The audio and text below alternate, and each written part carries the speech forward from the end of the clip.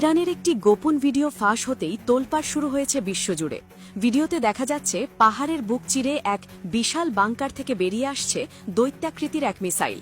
বিশাল ট্রাকের উপর বসানো এই মিসাইলটি কোনো সাধারণ অস্ত্র নয়। এর আকার, গঠন এবং গোপনীয়তা দেখে আন্তর্জাতিক সমরবিদরা নিশ্চিত এটি এমন এক মারণাস্ত্র যার একটি বানাতেই খরচ হয় 12 থেকে 13,000 কোটি টাকা।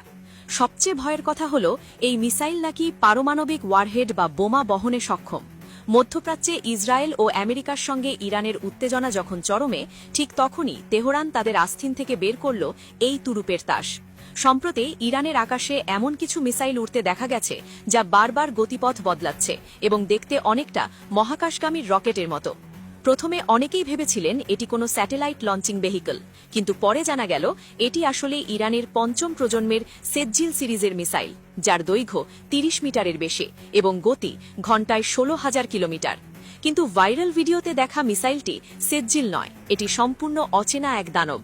ইরানের আইআরজিসি জেনারেল ইব্রাহিম জাব্বারি এক রহস্যময় হাসি দিয়ে বলেছেন, আমরা এখনো পর্যন্ত যা ব্যবহার করেছি তা কেবল দ্বিতীয় প্রজন্মের বা 2G মিসাইল। আমাদের ভাণ্ডারে তৃতীয়, চতুর্থ, পঞ্চম এমনকি ষষ্ঠ প্রজন্মের মিসাইলও এখনো মজুদ আছে, যা বিশ্ববাসী আগে কখনো দেখেনি। তার এই কথায় পরিষ্কার, ইরান এমন কিছু লুকিয়ে রেখেছে যা যুদ্ধের মোড় ঘুরিয়ে দিতে পারে। গোয়েন্দা সূত্র বলছে, ইরান সম্ভবত তাদের পঞ্চম প্রজন্মের খেইবার মিসাইলেরও সফল পরীক্ষা চালিয়েছে। এটি ঘণ্টায় 19,500 কিলোমিটার বেগে উড়ে গিয়ে 3,000 কিলোমিটার দূরের লক্ষ্যবস্তু গুড়িয়ে দিতে পারে। তবে ভিডিওর অচেনা মিসাইলটি সম্ভবত 13,000 কিলোমিটার পাল্লার এক আন্তঃমহাদেশীয় ব্যালিস্টিক মিসাইল, যা এতদিন কেবল রাশিয়া, চীন বা উত্তর কোরিয়ার হাতেই দেখা যেত।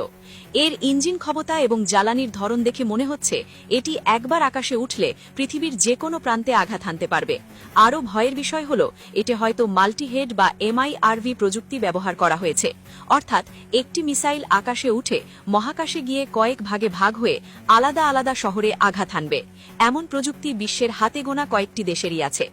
এই মিসাইল তৈরি হয়েছে ইরানের দক্ষিণাঞ্চলের দুর্গম পাহাড়ের নিচে এক অতি গোপন ভূগর্ভস্থ সামরিক ঘাঁটিতে, যেখানে সাধারণ মানুষ তো দূরের কথা, খোদ ইরানের অনেক উচ্চপদস্থ কর্মকর্তাও ঢুকতে পারেন না।